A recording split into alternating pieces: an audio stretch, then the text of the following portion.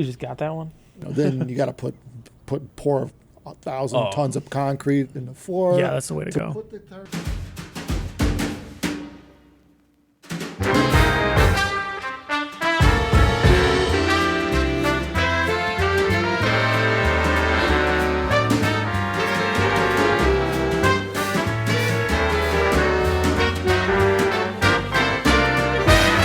People spend a lot of time assembling their audio systems.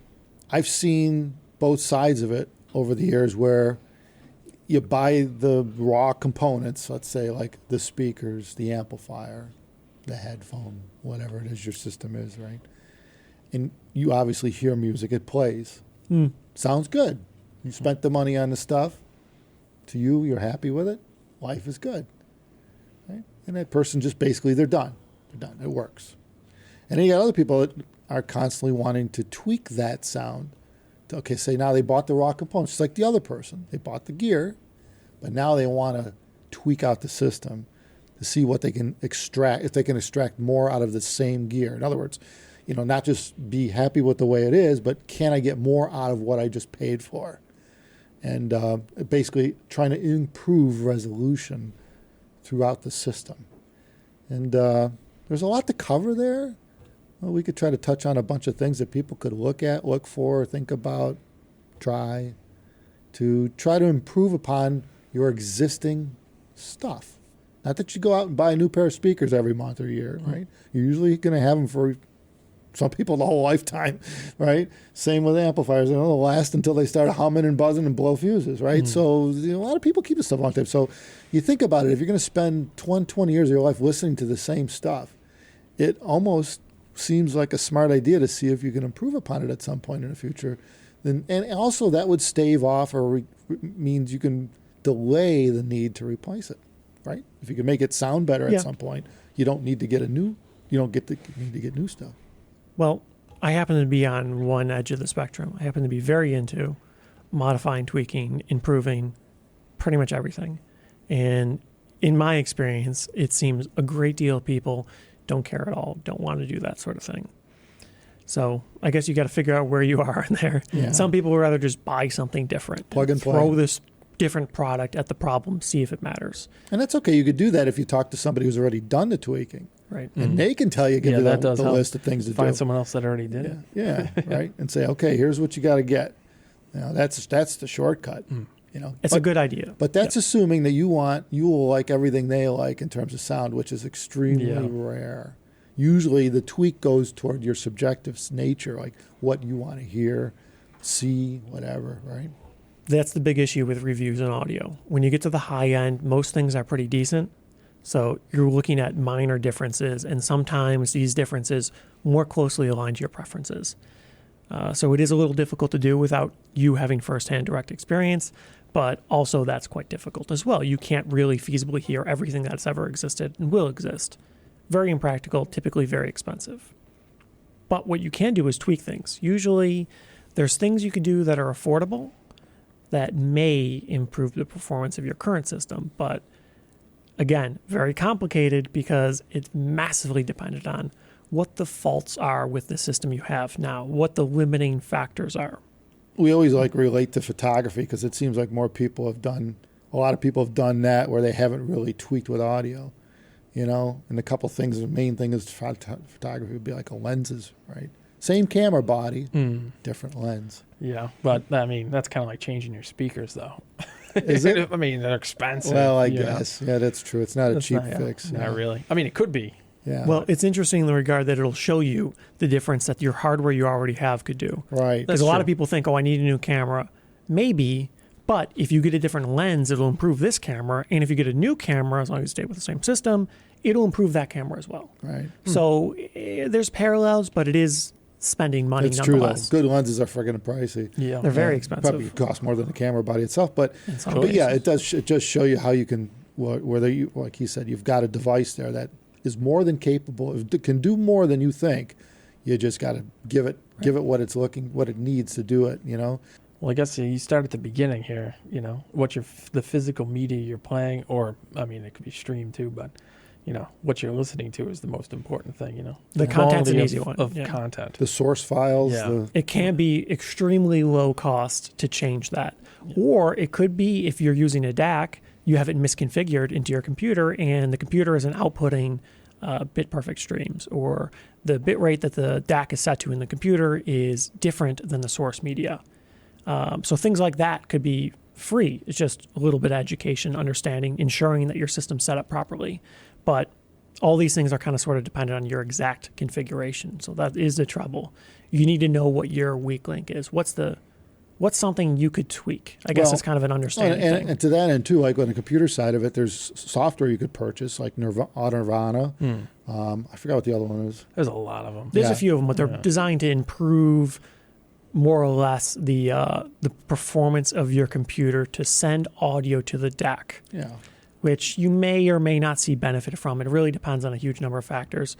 It's kind of like a trivial tweak, though, but in some cases, people have reported pretty good gains. Well, particularly in better systems. I mean, these things do add up, So, and again, that's what we need to also mention. These are additive things.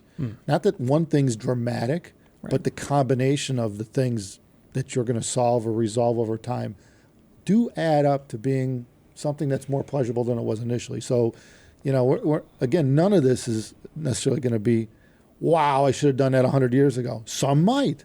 You might find out you were running, 16-bit files all day long when you're trying to play. Could have been, yeah. When you got, you're running high-res files, but the computer's looking at it and dumbing it down to below sub friggin' MP3s or something. All the people out there with 144 hertz, 300 hertz, or whatever gaming monitors running them at 60 because they didn't know you had to change it. Yeah. A setting. Right. Freaking setting. It's that. Yeah. That is definitely still rampant in audio, just like it is everywhere else. Yeah. So, Ran into it a lot ourselves, actually, especially in the early days of computers. Remember all the there was was always nuts. software problems. yeah, shit would crash all the time. Yeah. Then you got to check the settings again. And you got to ensure it's doing what you expect and what you think it is. So that's kind of sort of an education thing. You need to figure out what it's supposed to be, how to change it, and what it should be. Simplest thing first, kind of thing. Yeah. I mean, some ways to do that is experiment. I mean, you got to remember what the setting was, so you don't screw something up. So Take a picture. Yeah, right. That helps. Or Screenshot. screenshot. Yeah, I mean, but you could try it. I mean, you could always try it. There are a lot of settings in this stuff, particularly when you get into that aftermarket software bit, Yeah. like Autorvana. See if you hear it. Yeah, they got all different settings, but you got to be careful with that. But then again, there's usually a button down there for people they know already Yeah. that you're going to screw it up at some point if you do that. So return to Default, default. yeah. It's usually a good idea. That's your savior if you do manage to stop hearing music. A lot of people will probably trick themselves on that one, though. They'll change the setting. They'll think it's better. Yeah. But That's okay. that's okay. If Like, you if think you it's think it's better, better, I guess it is Yeah, better. as So long as it still works. same right? difference. Yeah. Yeah, it's kind of like overclocking a PC.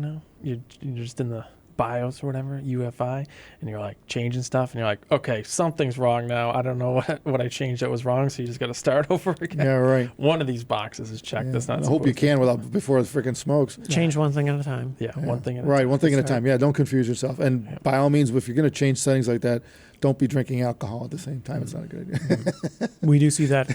Occasionally we get some emails from Because people. you will go way over the top when Yeah. you start making one change and that doesn't work. Then you make another change. To You try get to those fix late that. night emails, and whew, they're doozies sometimes. Yeah, so you want to be fairly sober if you can do that. Otherwise just leave it alone. But I mean, what else can we think about? I mean, the connections we were talking about, the video that we just did last week about all the different connection inputs on a DAC. Yeah. Make sure you're using the best one for the application, which Or might- just try them all, right? well, yeah, you need could. you kind of need a lot of cables for that, but Yeah. you could, yeah. But make sure that it makes sense that it's shaking, it's talking properly. Whatever you're using for a source, a computer, an iPad, or something, is properly connected to that device, and that maybe you could do better. That would help. I mean, going from like an optical connection to a USB might be better because optical has limitations as to, the frequencies, how much bandwidth, how high a res it'll go, where a USB will go pretty much play anything. So, things like that, you experiment with that over time and just see, well, if that makes a difference or not, Pretty much you got to find out what are the possibilities of configuration. What can I change? And if it's easy enough to do, if it's cost effective, try it. That's really, usually that's the best thing you do is the experience. And since this thing is kind of, the audio industry is a bit subjective, a bit. it's kind of best to try it for yourself. You may find you like something, and either nobody notices the difference or they don't care. So if it's cheap enough, it's easy enough, try the different connection on your DAC if you have the cable laying around. Why not? Try a setting on a piece of software and see if you hear the difference. Well, for that matter, too, you can also try different cables. I think we touched on that on another one where, we got like Linus now doing testing HDMI cables, and he's finding discrepancies in ratings and, what it is. And I mean, it's, you never know. I mean, you could have a cable in there that's dropping down your res and it's been there for 20 years, and you change it one day and you're like, oh, shit, I should have done that 20 years ago. And it's something stupid like that where you got to pay attention to details, even the cabling. Don't expect that the Amazon special is the best thing you could do there. You could try something better and just see if it helps or not. If it doesn't help, send it back. Pretty much, yeah. But I try think it's it. worth a try. Yeah. Analog cables too. It's not just digital. Try things. Try power cords are a great thing too to play with. People find that the easiest thing in an audio system is to plug in a different kind of cord. And I'm talking guys that make cords for a living, power cords, upper end cords. But you never know. You could be just you might have grabbed a cord out of a box or something that was for who knows what it was made for. 20 years old, right? And you use that, it'll work with this. Hell, a lot of the gear, like we sell 11 audio stuff nowadays, it doesn't even come with a cord. Yeah. So you've got to have a cord, or get one, a Black Beauty as we call it, a stock IEC style cord, or a higher end. A lot of the customers we deal with already have better power cords, so they'd rather use something they have because they're familiar with it and they know what to do with it. So bottom line is that's an option that you have available in audio, is to play around with this stuff. It's simple. You plug it in and you see if you hear it or not. See if it does anything on that device or not. And it's another way to... It's definitely one of those things that's a bit of a hot topic, but without a doubt, it is something that you need to try for yourself, I think. Yeah. Just like most things.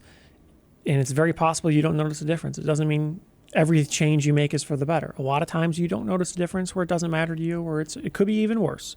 But really the only way to achieve a system that and you're confident is as good as it could be is trying things, which unfortunately that's kind of the answer for everything. That's why we call it tweaking. Right. Tweaking means you're R&D. You're your own R&D department. Yes, but if you think about it, that's kind of the right approach, other than the cost, the time, and stuff like that, because then this is as good as it gets. I tried this, that, and I know this is the best. I heard the difference, and I narrowed it on this one, right? And then you move on to the next thing, and the next thing, and the next thing. And that's an effective method that usually produces a very desirable result, but it takes a lot of time, and you need to try to minimize the cost of it. So start with the easy things, the cheap things first, and if you get the itch, you can keep working your way up, trying all different things along the chain. Yeah, I mean, and on that note, you may reach a point where none of this matters anymore. And usually what that means is something in the system is a limiting factor. Yeah. You've just run out of resolution.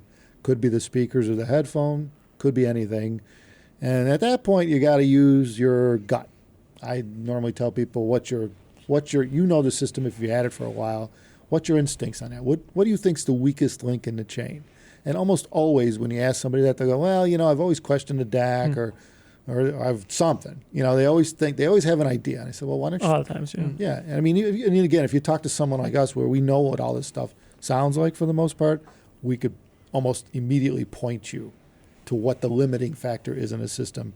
And, whether it be one piece or the headphones or you know what I mean? We know. We just know. It definitely helps if you heard most of the things. What to switch. switch. At one point they're going to run out and where you need to be to the next level. And a lot of times that's just it. I mean, if you're prepared to go to the next level, do it. That brings you now into a whole nother level of tweaking. Now it starts all over again now. Yeah, so beware of that. So we might just not want to. All right, good enough. I've hit the limit of my my system. Yeah, I'm done. Exactly. Yeah. One tricky thing, though, we see people do this from time to time. They think, I already went through all the various permutations of this particular attribute. I solved this one. I'm on to a new thing, and they never revisit. That's an issue, right? Yes. If you watch popular YouTubers, Bosnian Bill, Lock Picking Lawyer, when you're picking a lock, you don't just go through all the pins in the standard pin tumbler and then, bam, it's open. Sometimes you find the weak link, you set that one, but may reset another pin. You need to go back You need to revisit that one. Ensure that now in this new configuration, maybe you solve the weakest link, and when you go back, the thing you just touched on is the new weakest link. Yeah, what I tell people with that one is you always second guess. They call it second guessing. For those who might not be from the English accent side of things, but you always second guess, which means you always think about it over again. If you change something, you need to question everything over again. And you know, I've seen this with like line conditioners and things like that, where people put a line conditioner in, and it solves some sort of problem they had in the system. Whatever it might be. Now, over the years, the system evolves, gear changes. That problem they had went away, but they're still using the same line conditioner. And now, all of a sudden, that could become a weak link. Maybe that line conditioner is no longer up to snuff with your current gear, or you don't need it anymore because you don't have a problem. So, it's and I'm not picking on just line conditioners, but it's a simple thought process where, I put that in there because I heard a hum or I had a noise, and now it went away. Well, that might not be a problem anymore. So you might not even need it anymore. And it goes on, but you always got to look back anytime you change something and basically start the process over again. Yeah, I do like the lock picking analogy. That is good. Yeah. Because you can't just go through them all and this is unpickable. You gotta, because that's a you gotta conclusion some people come methodically- to, right? Yeah. Oh, I can't pick it because I went through every pin and I couldn't get the lock open. Well, you think about it, that's really experience. It really boils down to experience. And, of course, the ability to think outside the box, too. I think a better way to put it would be you need to take more of a scientific approach to things. So rather than saying, I solved all these problems, I'm done, it's as good as it can be, assume you're wrong, because most of the time you Yeah, are. well, that's one way to look at it. What you do is over time, you seek to be less wrong, and then hopefully you kind of revisit all the things. You figure out, what can I do to optimize the system? You're constantly cycling through. What can I change? Well, you do over get and better over at and it. over again. Just like lock picking.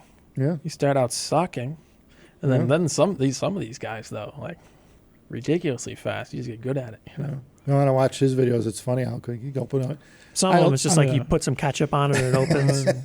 Yeah, I don't think there's any lock that's taken him more than 3 minutes. You know what I mean? Well, he doesn't show you videos picking like an Abloy Pro Well, that's Tattoo, true. because Yeah. that would be a long video. But he does have. I mean, he's done it so many times that he already knows. He can look at it and go, "Oh, I already know what I need for tools and Well, stuff yeah. like that." Which I mean, that's part of the trick, right? It's like Yes. Same with us. You walk into a system, you look at what's in the room, and you go, "All right, I pretty much know what cabling and power cords I got to put on this. I know where I got to put the speakers, given their placement, design." that's a big thing too. You know what I yeah. mean? Experience. Placement. Yeah, Yeah. you already know. You look at the room, you go, "Well, I can see where I'm going to have problems here. I'm going to toe them in a bit more of this." Oh yeah, big glass windows and stuff. Yeah, you know. these are things that the beginner would take years possibly to do if they're not listening to the right people or not listening at all. Where an experienced guy would just walk in and just set it up for you.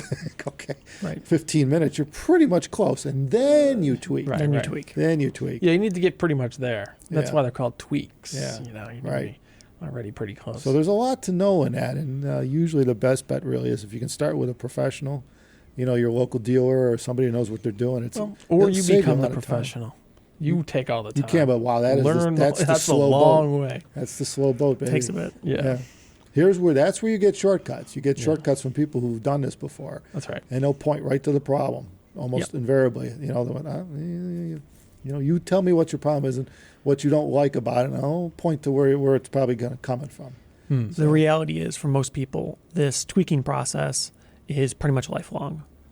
It continues until you either decide, I don't care enough anymore, I'm done, or you run out of money. Yeah, Those are right. the options, right? Because for the most part, there's almost always something new, better that could improve on what you have. So it is a very, very time consuming if you want perfection. I find that most people stop tweaking when they retire. They no longer have the full-time income coming in. Yeah. They're more or less fixed income.